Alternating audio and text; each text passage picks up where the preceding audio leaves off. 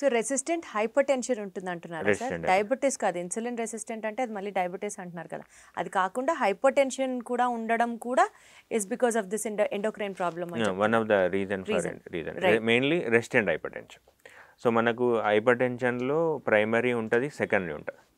Primary అంటే దానికి reason ఏముండదు, మోస్ట్లీ బికాజ్ ఆఫ్ స్ట్రెస్ కానీ లైఫ్ స్టైల్ డిసార్డర్ కానీ most of the cases 85% almost 90% కేసెస్లో ప్రైమరీ ఉంటుంది.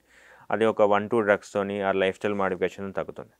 సెకండరీ హైపర్ టెన్షన్ అనేది దానికి లైఫ్ స్టైల్కి సంబంధం లేదు, కాకపోతే అది చాలా రెసిస్టెంట్ అయిపోయింది. లైక్ 3 డ్రగ్స్ కానీ 4 డ్రగ్స్ కానీ డైలీ వేసుకున్నా కూడా కంట్రోల్ ఉండకపోవచ్చు. అది మనకి 40 ఇయర్స్ యంగ్ హైపర్ టెన్షన్ కానీ ఒక్కోసారి 20 ఇయర్స్ లోపు వచ్చిన వాళ్ళకి డెఫినెట్గా ఉండే ఛాన్స్ ఉంటుంది.